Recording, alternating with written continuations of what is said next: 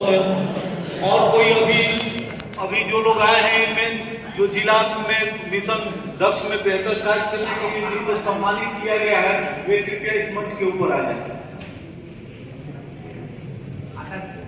जो भी मिशन दक्ष में जिला स्तर पर सम्मानित हुए हैं वो इस मंच के सामने यहाँ पर आ जाए।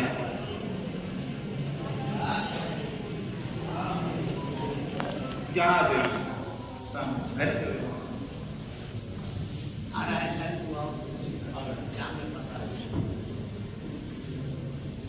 इनके साथ और 9 लोग भी सम्मानित हुए हैं, पुरस्कृत हुए हैं। वे लोग अभी किसी कारणवश नहीं आए हैं। आप लोग मान लीजिए कि इनके साथ उन 9 लोगों ने भी 9 लोग भी यहाँ पर अब मौजूद हैं। उनकी मौजूदगी आप लोग मान लीजिए और इनके इस कार्य के लिए इनका प्रोत्साहन देने के लिए एक बार आप लोग ताली बजा के इनको सम्मानित करें। आज अभी लोग नहीं दे पाएंगे, लेकिन जो भी हमारे शिक्षक मिशन दक्ष में बढ़िया कार्य करने के लिए सम्मानित हुए हैं उनको मैं यहाँ पर पहले भी घोषणा कर चुका हूँ और फिर से मैं दोबारा इस बात को कहता हूँ कि उन्हें मैं BRC पर बुला करके एक दिन फिर से सम्मानित मैं उनको यहाँ पर करूँगा। ये सब आप लोग भी देख करके इनसे प्रेरित हों और मिशन दक्ष में बेहतर करें ताकि मुझे आप सभी को इस कार्य के लिए सम्मानित करने का मौका मिले। मुझे इस बात पर गर्व होगा कि हमने पीरों में अपने एक दक्ष में लगे शिक्षकों को सम्मानित किया। इसलिए आप लोग बढ़िया से दक्ष का काम कीजिए, दक्ष की कक्षाएं चलाइए। बच्चों को वास्तव में उतना जिस लेवल में उनको लाने के लिए हम वो कामयाब हो सके और उसकी कामयाबी, पीरो की कामयाबी पूरे बिहार में, कम से कम पूरे बिहार में मुझे कि पीरो एक ऐसा ब्लॉक है जिसमें दक्ष में इस तरह से किया गया कि 10 में वास्तव में दक्ष का जो उद्देश्य था उसकी पूर्ति यहाँ से की गई। मैं विद्यालयों का निरीक्षण कर रहा हूँ, देख रहा हूँ, सुबह में भी जाता हूँ, शाम में भी जाता हूँ। मैं जाना नहीं चाहता हूँ, ज़्यादा लेट आवर में किसी स्कूल में जाना नहीं चाहता हूँ, लेकिन स्पेशली मैं इसी दक्ष को देखने के लिए शाम में जाता हूँ, देखता हूँ। अपवाद हर चीज़ का होता है, अपवाद में कुछ मिला है, लेकिन मैं यहाँ पर आपको यह कहते हुए खुशी व्यक्त कर रहा हूँ कि दक्ष में आप लोग अच्छा काम करते हुए मुझे दिखे।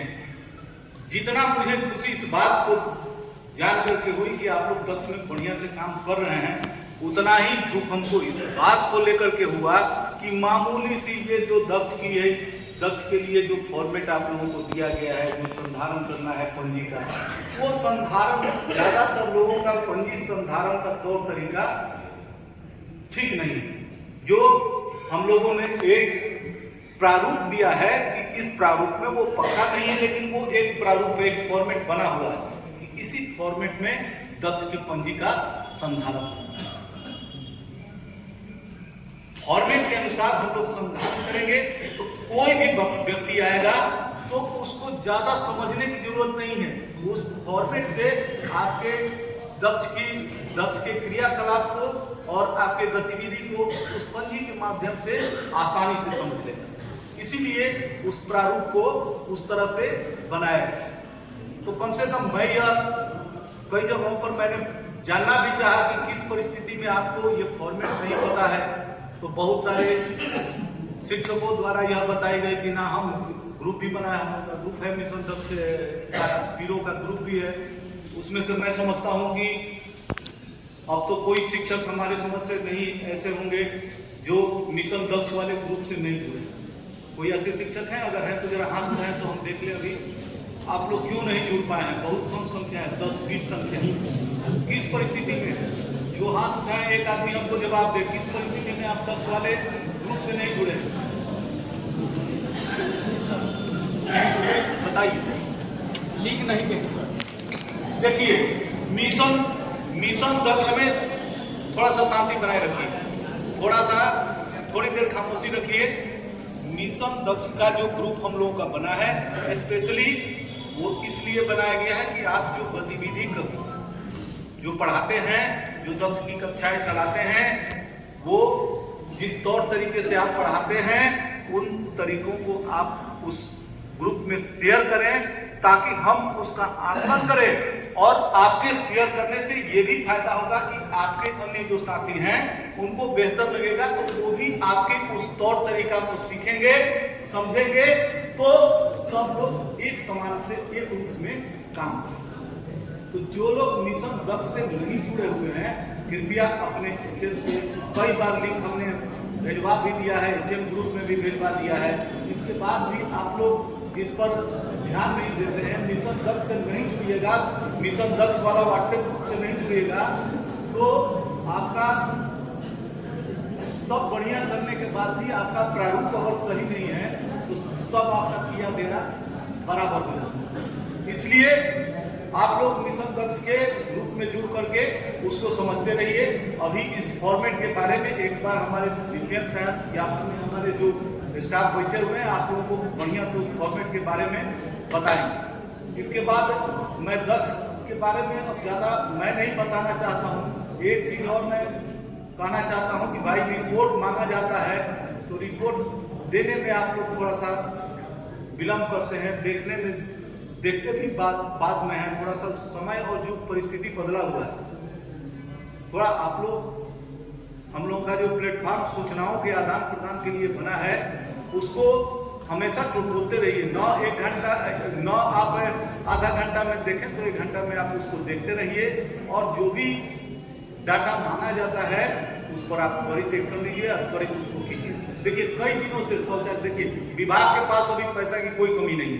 2 बात आप लोग ध्यान दे दीजिए। शौचालय बेंच छोड़िए, एक लाइन में समझिए, अभी हम लोग केवल बिल्डिंग के एक स्ट्रक्चर का काम, भवन बनाने का काम छोड़ करके हम लोग इधर 1 महीना में हर काम करने के लिए सक्षम है। हम लोग के पास उतना सब कुछ है। इसीलिए बार बार आप लोगों से शौचालय का लिस्ट मांगा जाता है कि आपके यहाँ शौचालय है कि नहीं है। अभी तक शौचालय का बहुत विलंब के बाद मिला, फिर भी जितना मिल गया उस सबको भिजवा दिया गया है। जहाँ जहाँ भी शौचालय निर्माण के लिए आ गया है, शौचालय निर्माण अगर नहीं शुरू हुआ है तो आप सभी एचएम की जिम्मेदारी होगी कि उसको आप लोग पीछा करके और शौचालय को अविलंब बनवा लें। मार्च खत्म होने से पहले उसका काम तमाम करवा लें। इसके बाद हम लोग आते हैं ब्लैक बोर्ड। मेरा तो जहां जा रहे हैं सबको सलाह दे रहे हैं, एक बार हम ये कहना चाहेंगे कि बार बार ब्लैक बोर्ड की रंगाई पुताई आपको हर महीना में एक बार जब तक नहीं करते रहिएगा तब तक आपका ब्लैक बोर्ड पूरा नीट एंड क्लीन नहीं रहेगा। तो उससे बचने के लिए मेरा एक आप लोगों से सलाह है, अगर आप लोगों के पास ऐसा बजट आता है तो आप लोग क्यों नहीं अब मॉडर्न युग में मॉडर्न ब्लैक बोर्ड की जगह वो वाला बोर्ड आप लोग लगवाते हैं।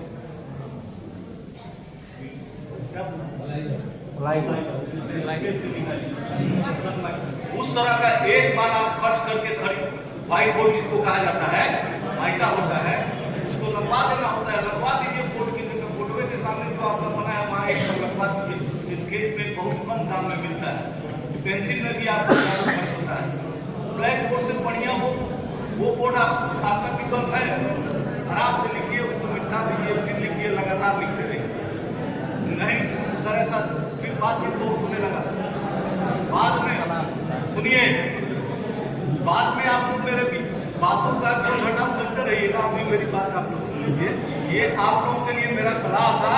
अगर बार बार मेंटेनेंस से बचना चाहते हैं तो स्कूल में ये करवा सकते हैं, जब फंड आता है, जो पैसा लगता है, तो ये करवा लीजिएगा तो बढ़िया रहेगा। युग के साथ चलना चाहिए। आधुनिक है तो आधुनिक बनेंगे, आधुनिक लेकिन को बहुत माना नहीं आता। ब्लैक बोर्ड के आपका साल भर के मामूली खर्च से, साल भर का पूरा खर्च से कम में हो जाएगा। एक बार हो जाएगा, उसके बाद कोई चिंता की जरूरत नहीं है। और ब्लैक बोर्ड के बाद ये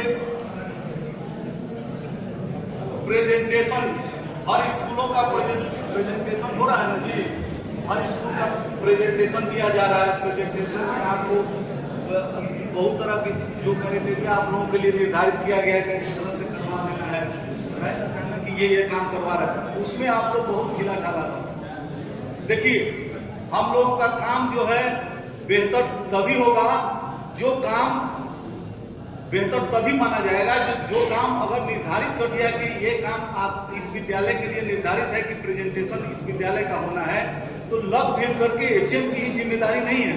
सभी शिक्षक लग भीड़ करके जो प्रेजेंटेशन के लिए आवश्यक बिंदु निर्धारित किया गया कि ये सब सही होना चाहिए, उसको आप लोग करवाइए, मीटिंग पे करवाइए। बजट के फेरे में मत पड़िए, बजट नहीं है उसको मत सोचिए, बजट आएगा फिर अगले बार मेंटेन कर लेंगे, उसको हम लोग देख लेंगे। प्रेजेंटेशन जो आपका स्कूल का होता है वो प्रेजेंटेशन यहाँ केवल जिला स्तर के ही अधिकारी नहीं देखते हैं, वो उस प्रेजेंटेशन को हम लोगों के निदेशक महोदय देखते हैं, एसीएस महोदय देखते हैं। तो उसमें आप बढ़िया अपने स्कूल का प्रेजेंटेशन करवाइएगा, तो उसमें स्कूल की प्रशंसा के साथ आपकी भी प्रशंसा होगी और हम लोगों का सम्मान बढ़ेगा। एक और चीज मैं बताना चाहूंगा आपको, बार बार कहा जा रहा है, एक ही बात बार बार कहने में अच्छा नहीं लगता है। जब भी हम लोग निरीक्षण के लिए जाते हैं तो देखते हैं कि लाख कहने के बावजूद शौचालय में आप लोग ताला मारना नहीं भूलते।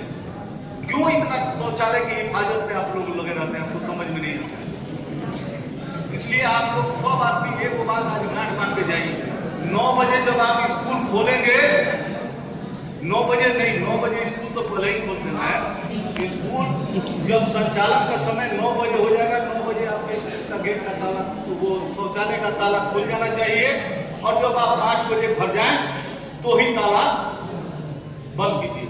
अब इसके बाद आज के यहाँ सबको एक साथ कहने के बाद, अब मैं अगर किसी विद्यालय में जाऊंगा तो देखूंगा कि शौचालय में ताला बंद है, तो मैं उसके लिए भी अब पूछूंगा, उस पर भी अब मैं शोकोज निकालूंगा।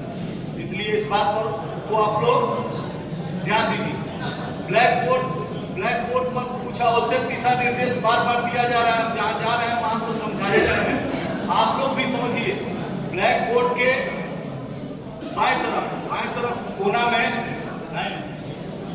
लेफ्ट कॉर्नर में आप लोग ऊपर दिनांक लिखने के बाद वर्ग लिखिए, घंटी लिखिए, विषय लिखिए, और उधर में ही अब एक नया निर्देश ये भी मिला है कि उसमें आप लोग एक और पॉइंट शामिल कीजिए कि कुल कितने उस कक्षा में नामांकित छात्र हैं और आज कितने उपस्थित हैं, उसको भी अंकित कीजिए।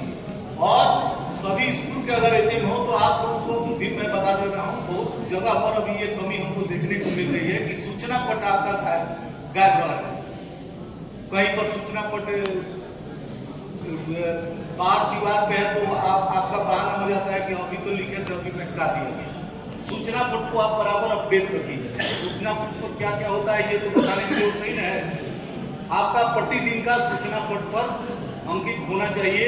ये अब मैं हर स्कूल में देखना चाहता हूँ, जाने के बाद अब कोई बहाना नहीं सुनूंगा। सूचना को आप लोग प्रतिदिन प्रदर्शित कीजिए।